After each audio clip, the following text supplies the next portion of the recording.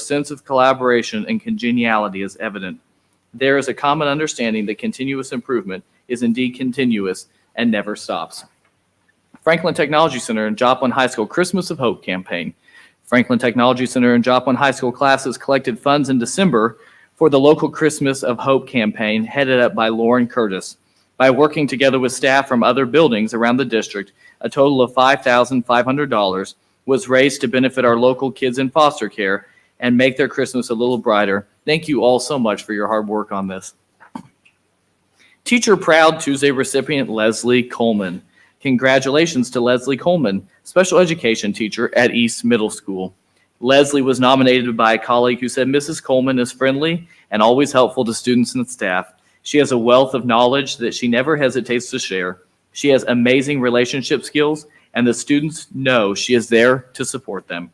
She makes school fun, and she has been an amazing mentor. She is truly an asset to all those around her, a light. So our hats are off to Leslie Coleman at East Middle School, our Teacher Proud Tuesday recipient. Alexandra Carson, senior, most recent documentary film, My Friend David, has been named an official selection and/or award winner at more than 20 national and international film festivals. Earlier this fall, Alex went to New York City, where she accepted the Audience Choice Award at the All-American High School Film Festival's Teen Indie Awards. She plans to pursue cinematography in college and said that this would not have been possible without the help from Mr. Douglas, Mr. Smith, JETHD, and the film classes offered through FTC and JHS. Congrats to Alex, and congrats to our team who's with us tonight, who's her teachers and filming our board meeting. So thank you all so much for your work. The Joplin Schools Foundation. The Joplin Schools Foundation recently accepted a check for $24,360.75 from Major Saver as part of this fall's annual foundation fundraiser. Cards were sold by Joplin students from October 10th through October 26th, with the proceeds set to benefit teacher and student needs all over the district. We are so thankful for the ways that the foundation supports our district, students, and teachers, offering scholarships, teacher excellence grants, and so much more. So, pretty awesome Eagles. We had many of our Eagles throughout the district showing holiday cheer and generosity. Carlos, a kindergarten student at Irving Elementary in Miss Wallace's class, gifted all of his classmates with a new winter coat with help from his family at El Vaquero in Joplin. Fifth graders from Soaring Heights packed 530 blessing bags for elderly community members at the Salvation Army of Jasper and Newton counties. Joplin High School Student Council members created about 140 handmade Christmas cards to share with residents of Wildwood Ranch and Wildwood Senior Living. Students at Stapleton Elementary had a food drive right before Christmas break and collected 2,500 food items for local families, and a portion of the items went to the food pantry at Water Gardens. The Joplin High School speech and debate and mock trial teams worked together to help restock the JHS Eagle Reserve food pantry. Students at Irving Elementary collected food, toys, and supplies for the Joplin Humane Society and Golden Paw. They also crafted handmade blankets to share. East Middle School Band traveled to local nursing homes for their annual Christmas caroling tour. Third and fourth graders from Kelsey Norman and Eastmoreland Elementaries created more than 200 Christmas cards for area seniors through Home Instead Joplin as part of their Be a Santa to a Senior program. JHS JAG students went to Foxbury Terrace to make new friends and craft Christmas ornaments with seniors. There was a host pictures on our Facebook page showing our awesome Eagles in action. So thank you all so much for your work and all the celebrations that are across our district. We have much to be proud of, and I am so thankful that we're able to celebrate these things each month. Our next item, the Student Advisory Report. Ms. Rutledge. We have quite a few celebrations from the high school. Presentation. So the first one is about the Joplin High School Theater Department. 20 Joplin High School theater students attended the Missouri State Thespian Conference, where they worked in workshops with industry professionals. Also, students were able to compete in the Missouri State Tech Team Challenge, and these students placed third out of 37 schools in both backdrop folding and prop shift. Also, 2 students auditioned at the university theater departments while at the conference. Callie Hill received callbacks from 13 different universities, and Ellie Nelson received 8 callbacks for props design. Also, senior Vivian Holt competed in the solo dance category and received a superior rating, which is the highest rating possible, and she's been invited to perform at the Capitol for Fine Arts Day. She qualified to compete in the International Thespian Festival in Indiana this summer as well. Junior Adeline Osmond auditioned and was chosen to be part of the lighting team for the conference next year. And then Alex Carson, who is part of the Joplin High School JETHD, was accepted into NYU Film School. This was her first choice, and she will study film and television and is set to graduate in 2028. NYU claims graduates including Lady Gaga and Adam Sandler. Alex is quoted as saying, "The classes offered by Mr. Douglas and Mr. Smith have helped me to hone my skills and grow as a filmmaker." She plans to study cinematography and says it wouldn't have been possible without JETHD. And then this weekend, in their first competition of the season at Mount Vernon, both JHS show choirs did an outstanding job. In the preliminary rankings, the all-female group, Touch of Class, placed 3rd in their division. Sound Dimension, the mixed group, won the People's Choice Award, and Libby Riddle won Best Soloist. In the finals, they placed 1st in their division. Overall, Touch of Class placed 4th, and Sound Dimension, the boys and girls group, placed 2nd, also winning Best Vocals and Choreography. Okay, very good. Thank you so much for the update. The data committee report. All right. Well, last week, and this is kudos to Dr. Mwangi for putting this together. Last week, the data committee met along with, and correct me on this one, the superintendent staff focus group, and got together. And instead of just looking at data, actually got together and broke down by grade level and content and dug into the data.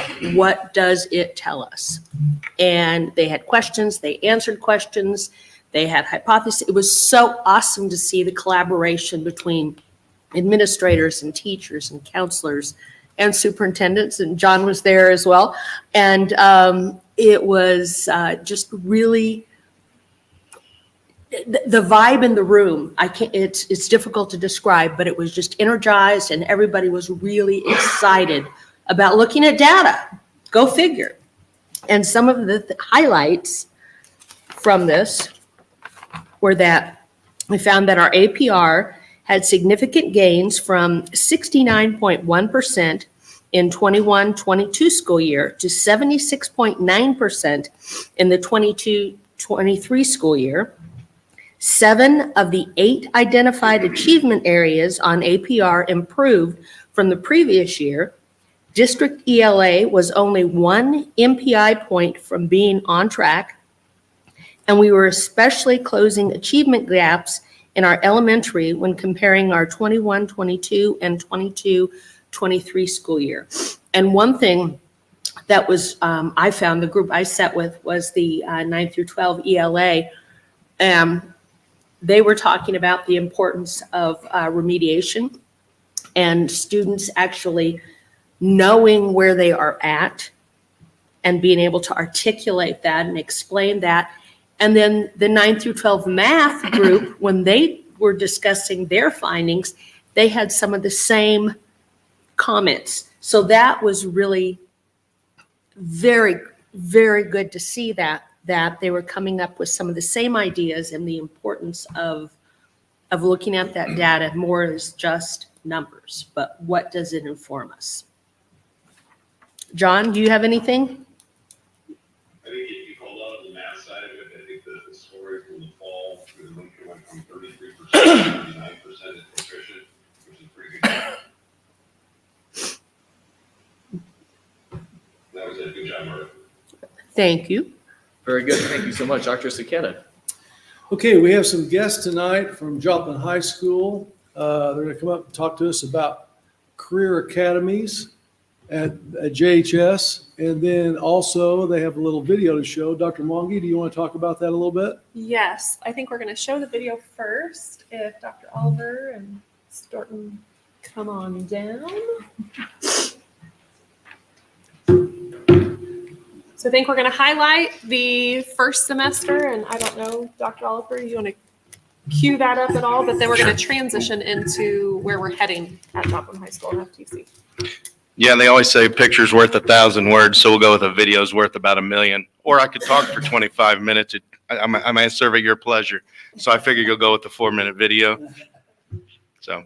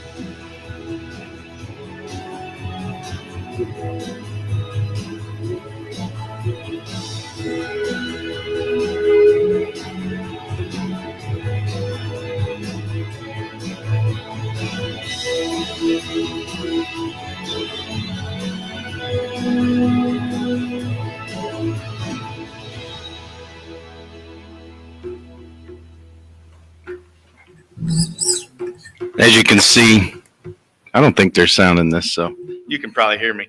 As you can see, that obviously taken from a lot of different places, and we wanted to incorporate as many kids from both ends of the building as we possibly could, but I better give credit where credit's due. Though my name is on that video as producing, that's all Ed Ration's work. So if you need any video work done, he's the guy, not me. Thank you, Ed. I'd say it's worth 1,000,000 words too. Great job. Yes. Yes. So if you want to go to the presentation in the next slide, really one of the things that we've talked about repeatedly from the time that I luckily got this position was that we want to transform the high school experience for every kid.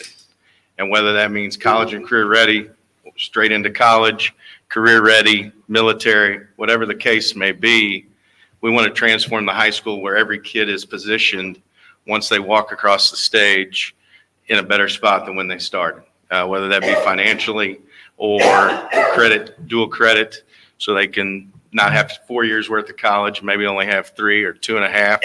Or some even walk across that stage, as we all know, with their associate's degrees. So we're really looking at ways to do that at the high school for every kid, regardless of what they want to do post-secondary.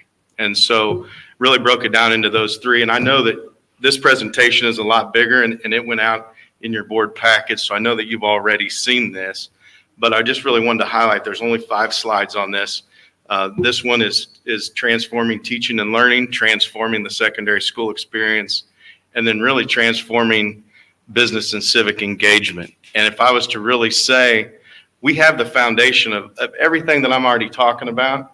That foundation was here long before I ever came in the door.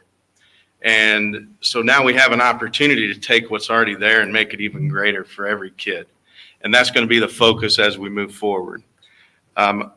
Really, in those, we're always talking about teaching and learning. What's that mean? We're going to get better at our craft. We're going to talk about transforming the secondary experience and creating opportunities for pathways for every kid, no matter what they want to do, where they exit the high school better than when they came in. And then I'm going to let Casey kind of talk about transforming the business and civic engagement, because all that already goes on at FTC. And we want to make that a part of our culture at the high school for all of our kids, and really connecting with our business leaders and civic leaders in our community. So really just expanding on, we have advisory boards that kind of guide our curriculum and equipment needs in all of our programs. And so through those advisory boards, that allows us to have internships for our students, job shadowing opportunities, and sometimes apprenticeships. So just expanding that across the entire high school and creating more opportunities for our kids will just be the value in that. I'm trying to. Okay, next slide. Good. Talks about, this really, everybody asks, what's an academy? We already have those clustered at our high school. And really these 5, I haven't changed. I didn't touch it. I'm just going to try and make it more streamlined in terms of what they take within each of those academies, and whether or not they want to go to college or right into the career, they're going to have opportunities to better themselves along the way. Next slide. Really, this talks about, where we are and what are the steps to get where we want to go. Really, I outlined the timeline as a 2 years and 9 month activity for us. So we're going to take small steps along the way. We're really at phase 1, explore. Even though we have the foundation, we have everything set and set up, it's our opportunity to make it even better for kids. And so I want to get from 1 to 5 in a 2 years, 9 month opportunity. And that will increase certainly our opportunities for kids, but along the way, it's going to make every teacher better in our buildings. And that's what, if I can improve that for kids, where teachers get better at their craft and students have a better experience, then we've done exactly what we set out to do. And really, you're never done, right? I mean, our work is never, ever going to be complete. We can say 5 is the end line, but then what does it say right next to it? Go further. So it really is never done. We're always going to fine tune. We're going to find ways to make it even better, whether that's partnerships with other community colleges and local universities to provide more dual credit opportunities, or we provide more industry recognized credentials, which will determine, a kid going out into the real world, as we say, making $16 an hour versus somebody with an IRC that's making $48 an hour. If you're a parent of a child, you probably want that $48 an hour so they can get off your payroll. I understand it. Mine are that age. So that's really the steps that we want to take. And there's a whole lot that will go into it. And a lot of it will be teacher driven. And We're at the very foundational phase, and exploring and getting us off on the right foot will be key. But it's slow. We're not going to rush the process. Everybody always says trust the process. We got to trust the process here. Very good. There you go. How'd I do, Exciting Riley? stuff.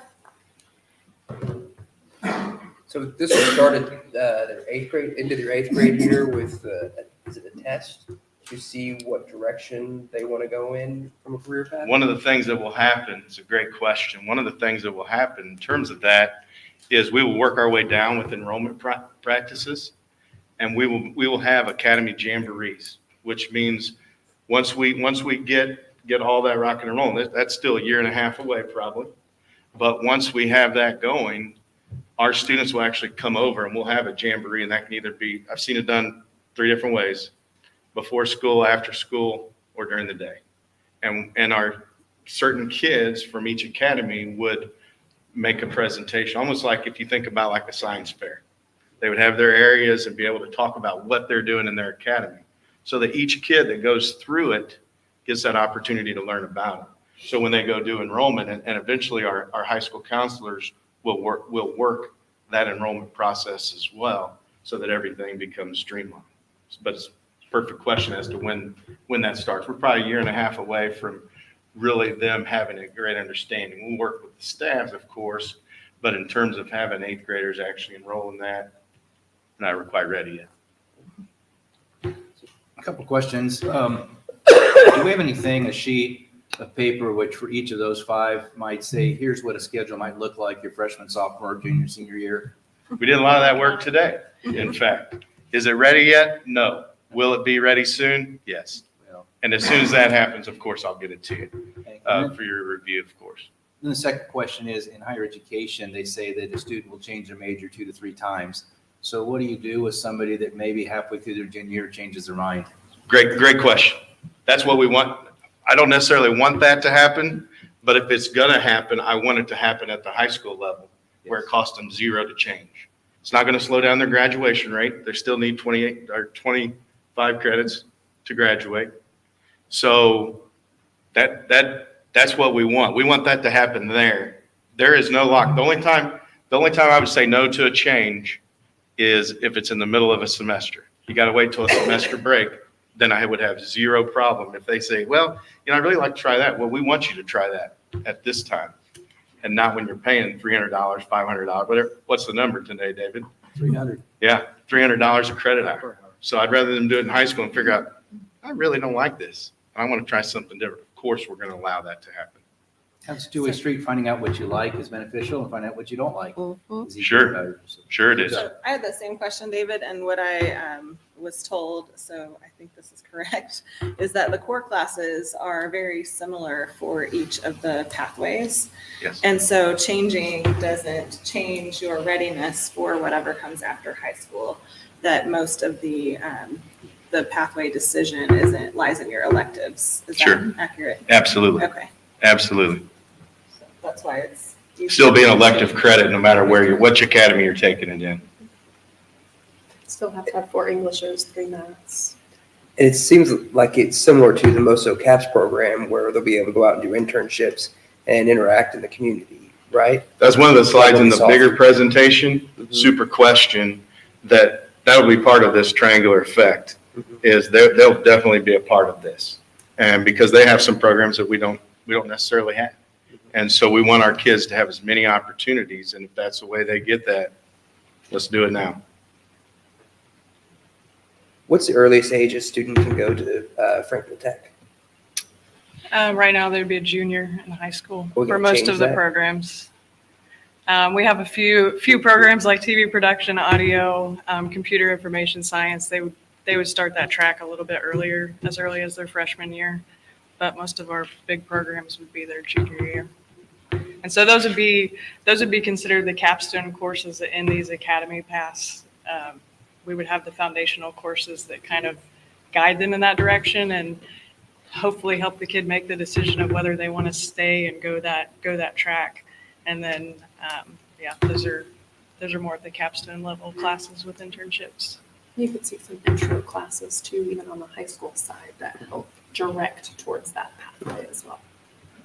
So just helping things make more sense as you kind of dig into it. Would there be opportunities for students to, say, graduate early, like if they wanted to go the welding route, being able to get out, at 17 to jump into either welding school, or they get the training they need at Franklin Tech and then jump out into the career early? They'll still have to have their graduation requirements. So Yes. they'll still have to have those 25 credits. So super early. I mean, I'll let you speak to that, but So some of the items that we talked about even today, that question came up as to when are we okay? And I quickly reviewed board policy, because where I came from, you had to have 7 semesters of high school. 7 semesters of high school before you're allowed to become a graduate. And so I went and quickly looked at our board policy, and I did not see a restrictor. Now, that doesn't change the fact that age is not the determinant. What's going to be the determinant is, have they completed 25 credits? So we're looking at some of those ways in which they might be able to take a summer course or 2, be their schedule to be able to take some of the other things a little bit earlier. We don't want to restrict kids because we want to give them every opportunity to do what they want to do. So we've got to be creative in the way that we approach each and every student. And if we can give them an advantage and they can get done after 7 semesters, we want to do it. We had 58, I think the final number was this semester of December grads. So 58 of them were done early, which Is is that the a highest lot? number over the past 5 years. Okay. That's going up. That's a lot. In your day, Matt, it was about a dozen. Okay. Yeah, that's Well, a hang on, lot. my day. Hang on, this is different. not that old. Dr. So Oliver. just- Graduates graduate with associate's degrees as well from our high school. We're hiring some of the subs.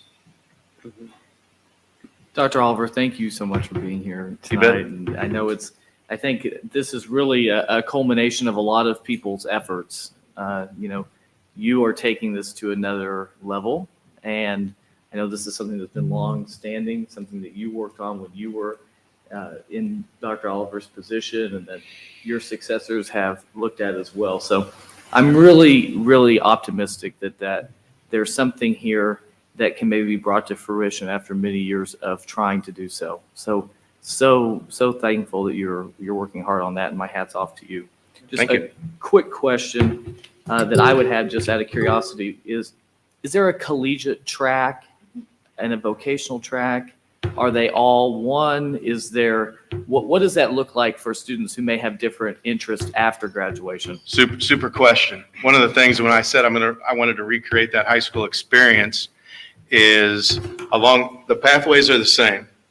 What you determine to do after that pathway at the very end, hopefully a college-bound student, and this is the reason that I talk about it so often, I've probably said it to several of you in this room, is that with dual credit courses, I want to make sure every pathway has at least one, but I want to increase the number of dual credit offerings so that a kid that knows, hey, I'm 100%.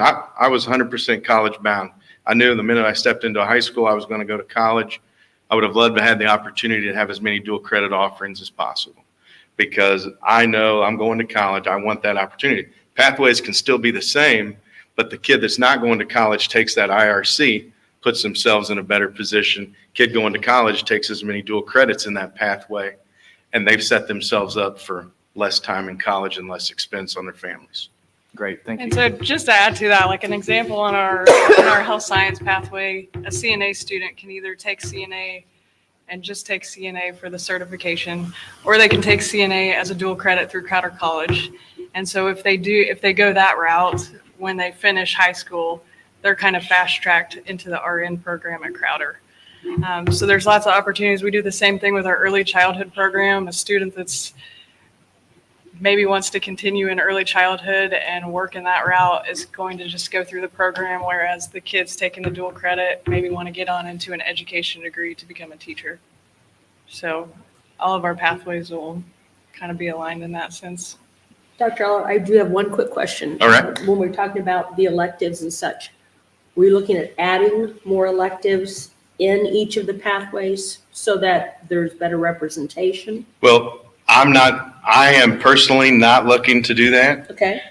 What I mean by that is we're gonna do a lot of work with teachers Mhm. in determining their offerings.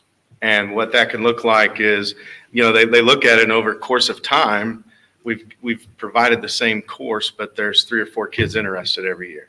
Does that make a whole lot of sense to keep? But what could we offer that makes more sense? And been through this process before, Mhm. and what happens authentically is teachers start really looking at their areas, their pathways, their departments, and say, can we rearrange this? Can we do this here? It'll come about authentically, and they'll recreate what their offerings are. Excellent. Work with teachers is going to be the key to this. I know you have several of your leadership team here. Could you introduce them to us and just kind of Sure. help me remember what they do? You guys want to tell them what you do? I'll first start in the front, since he didn't want to sit with us in the back, is John Seidel. Involved here. And he works with our sophomores. Ed Ration, he's got a fancy title. He's our student success coordinator, assistant principal. Dustin Dixon is working with our freshmen. Holly Eust is working with our seniors, and we'll have a huge spring semester in prepping for graduation. And then Mark LaTurner works with our juniors. And the way our team is kind of situated is they will roll with their class. So they'll move up. Everybody will move up except Holly, and she'll be next year working with freshmen. So, and then we got Aaron Brown, but everybody knows Aaron. Anybody on there? Thank you. Thank bet. you so much. Thank you. Thank you. Thank you, Dr. Oliver and Casey. You're welcome. Now we have Shelley Toft. Okay, I'll start with the health and dental report. And we just finished 6 months into our fiscal year, and we've spent a little over 3.8 million, or about a little over 51% of our budget. We did receive a Optum rebate this month of 223,000, which helped reduce some of our expenses. Or otherwise it would have been a little higher than that. We are running about 9.7% higher than last year. But any questions?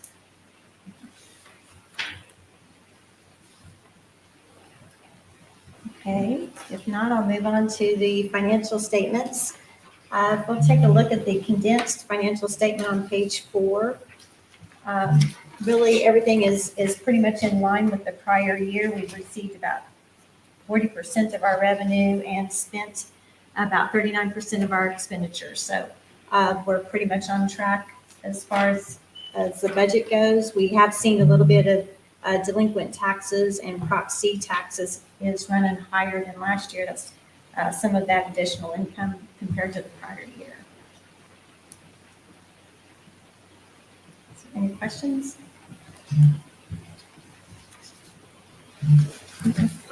Thank you. Ms. Worsler, is there any public comment this evening? No. Thank you very much. I entertain a motion to approve the consent agenda as presented. So moved. Second. We have a motion by Mr. Weaver, a second by Mrs. Schroeder to approve the consent agenda. Any discussion on this item? Hearing none, please vote. Yes. Yes. Yes. Yes. Yes. Yes, the consent agenda is approved. The regular agenda, accounts payable, Ms. Toft. Okay, the bill list this time, with the early December board meeting, we do have 3 different bill lists that are in this month's accounts payable, and that bill list totals $9,543,628, and a little bit of change. It's pretty similar to the prior year. Well, the prior year is actually a little over 10 million, but any questions on accounts payable? I entertain a motion on this item, please. I move we pay our bills. Second.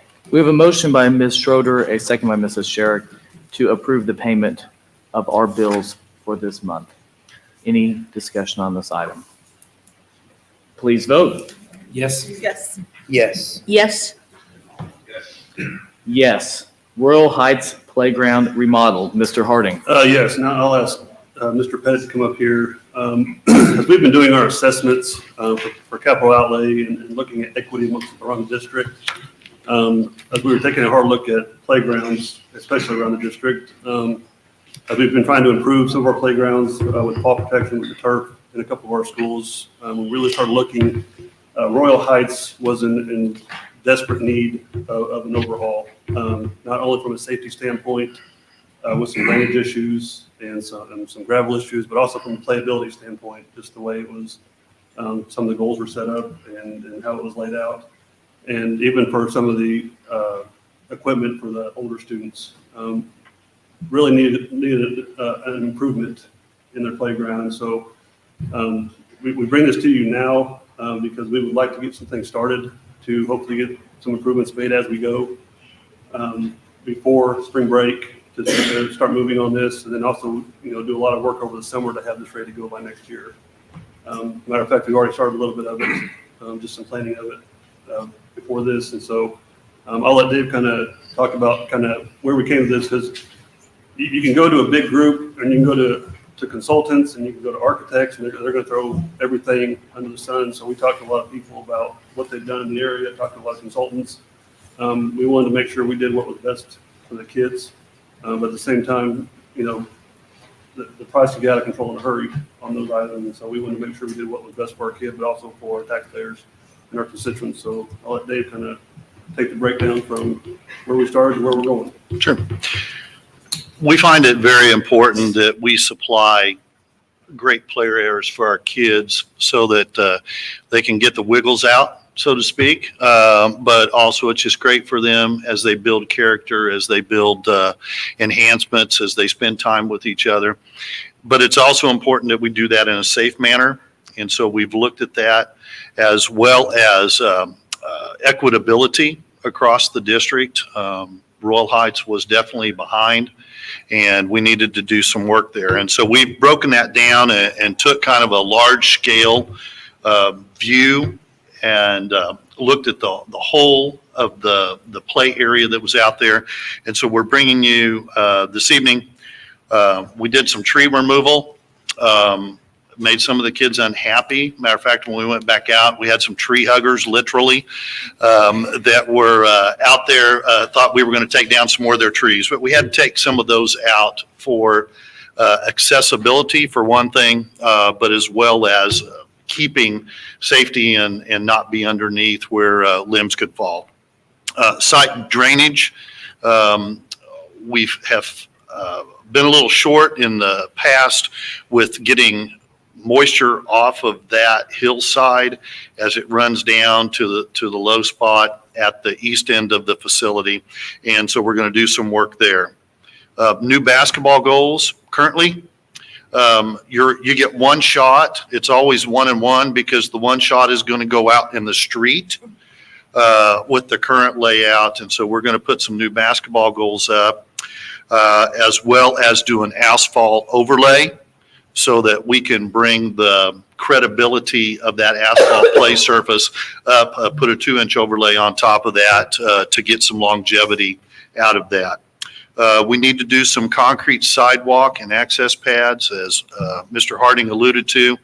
We've got a lot of rock and gravel out there that is not real healthy for the kids' knees. And so we'd like to reduce that, give them straight pathways, as well as provide accessibility between the play areas.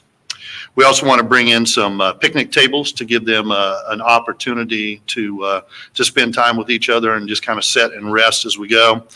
And then, as you see the picture up there, the largest piece is on the existing concrete pad, replacing some antiquated equipment with some new enhanced equipment that will allow a lot of play space and challenges that they have.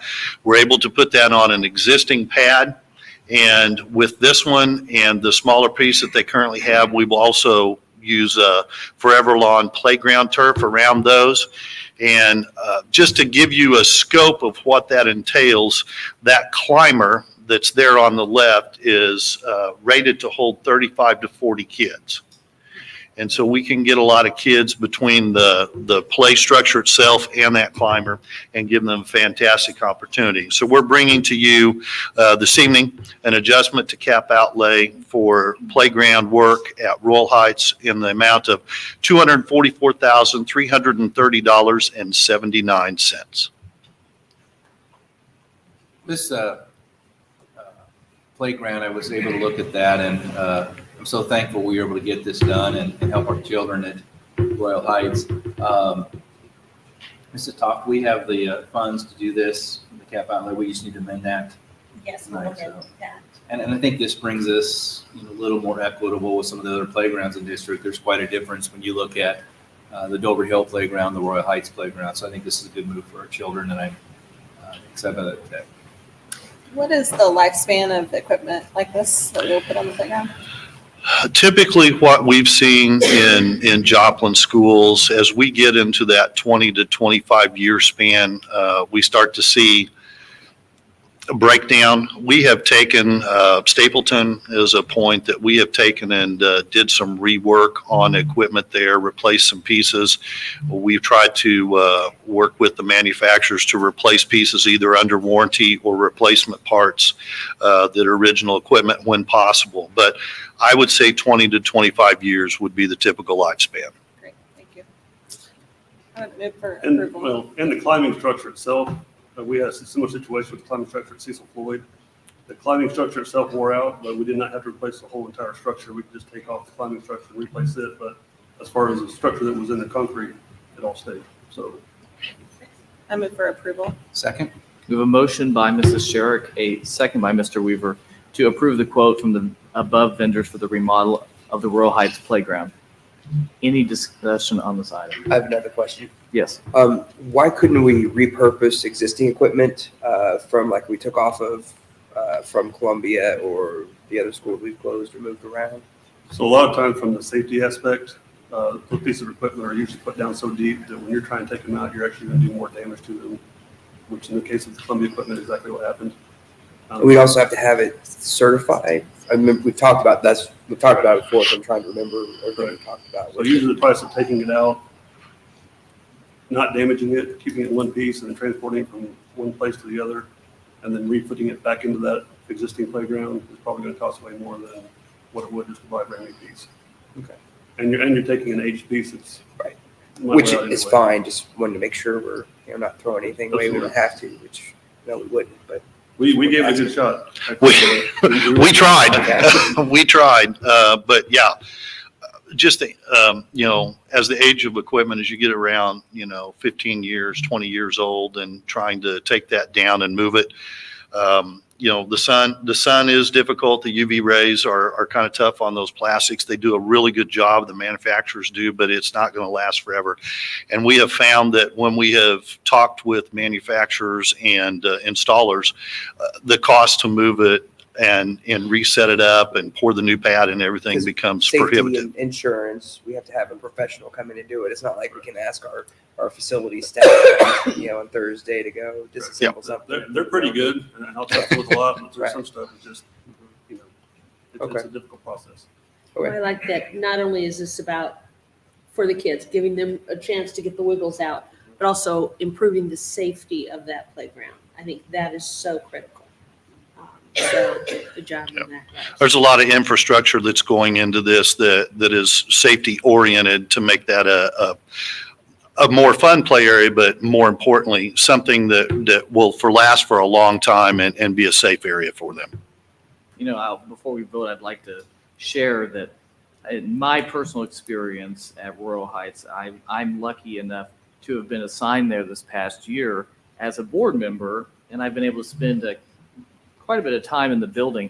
And one of the things that I observed was that there were kids who were A, getting hurt on the playground, B, they were kind of playing in what I call chat in the and as well as really just not a lot to engage them socially and personally. So I'm really, really happy that they'll be able to play basketball in a setting where it'll be good for them. as well as a structure that isn't potentially harmful to them, that's over 50 years old, as well as just that overall pride in the neighborhood school that so many people in Royal Heights have. So that is really a testament to that neighborhood, a great neighborhood here in Joplin, and so many good people live there. So I hope that we're able to give them something to be proud of. Please vote. Yes. Yes. Yes. Yes. Yes, the motion passes. Thank you. Capital outlay expenditures for 2024, 2025. Yes, this is Dave and I's most favorite time of the year. This is when we, the culmination of our mad dash around the district, and talking with the principals and talking with Shelley and Dr. Saketa, and then also meeting with Jim Hounshell as far as safety goes. So taking care of our kids and taking care of our staff, you know, is our number one priority. And in doing that, we want to make sure that facilities are kept up. And so, you know, working with all those groups, especially in getting their feedback as far as safety goes, what we can do with planned maintenance, and then definitely what we can do with preventative maintenance. We want to take all those factors into consideration. So I really want to thank Dave and Leisha and all the Scowcraft guys and gals, because they really go out after we kind of give them a list, and they start getting bids, and they start hitting the pavement, so we can have a very good educated guess as to what things will cost on this list. And so I will let Dave kind of get more into the detail of the list that we are bringing you tonight. But always know that this list is determined around safety and maintenance to take care of our students and staff around the district. As our mantra this year is choose challenge. Cap outlay is definitely that. We had a total of 270 projects that were requested for a total amount just north of $25 million. And we were tasked with prioritizing and paring that down for the little over $5 million that we're bringing to you tonight. So it does give us a unique challenge, but as Mr. Harding said, we look at safety and security. So if you want to look at your list, I'm going to hit just a few of our high points that I want to point out, not necessarily specifics within each one of those items, but do want to kind of just give you a little bit of credence to some of those items. As we start there, we're looking at beginning to continue the enhancement at our bus garage and fleet facility, and making sure that we concrete the parking lot there. We started this last year, we're going to continue that. That's going to be a big piece. We're doing some accessibility playground work at East Moreland. Asbestos, which as most of you walked in, you saw some bare concrete floors as we have prepared here and abated some flooring, and you approved flooring in the consent agenda. We've got some more work to do, plus we are mandated for every 3 years to have an outside company come in and do that inspection. We're going to pay for that this year. We're going to construct some additional band practice area and some asphalt parking at the high school. We've got to do some work, some micropile work to support some areas at McKinley Elementary. We've got to replace some grounds equipment, and I'm going to take just a little veer off my typical road. I want to brag on my folks a little bit. Many of you may not understand just how much we tackle every year. My folks, 7 of them, mow about 150 plus acres every 8 days. And they do that on equipment that runs hard, runs fast. And there are times that we need to replace that. And as you'll notice, one of the things that we're doing is replacing some of that equipment. We have a 1995 mower model that we're going to replace. Well, I think we got our money's worth out of that. We try to work our equipment as long and as hard as we can until we start having transmission problems or stuff with that. But I do want to take the chance to brag on my utility staff and how hard they work taking care of those mowing issues for about 3/4 of the year. And then the other time they get to take care of snow and ice issues. Well, and to piggyback off that, if we have a road down, our mechanics at the bus garage are usually tasked with taking time off of the bus to go work on the mower as well. So it's definitely a team effort between that whole crew over there. We're going to do a couple of boiler replacements. Actually, here at this building, we've got some antiquated boilers we need to replace. We're going to continue our LED light change outs. We're going to tackle Soaring Heights and East Middle School and get them on board with LED lighting. We're going to do some special education work. We've got a couple of timeout rooms that we need to split in half and make better use of that area. We're going to remodel the cafeteria here to provide more options for professional development and for meeting areas, since we no longer use the kitchen in this building, and we're excited to do that. We're going to do some roof replacements, which is not the funnest thing in the world, but is a fantastic thing when you don't have to worry about water drips on your desk. We're going to take some safety and security options. We've got several places that we want to install some new cameras as we continue to upgrade our camera systems and do some additional radios at our buildings for communication effort between people in that building as well as district communication. Intercom systems that need to be replaced. We're going to purchase 3 buses this year and continue to enhance our fleet and take care of our fleet as we have end of life with those buses and replace those. And we've got some new entrances that we're going to be reworking for safety and security as well as for efficiency and functionality. Also included are the 3 standard items that are shown at the bottom for food service, Franklin, or FTC, and then our IT department, and including those with our capital outlay. And so we are bringing to you tonight a capital outlay list for $5,829,183.80. I noticed that you have FTC grant. Does that mean that that's being funded by a grant? What that is monies that are available for Franklin Tech as they receive grant monies. Usually those are a matching grant, 60/40, 80/20. This is setting aside the money to help them meet their portion of the grant as they get that money.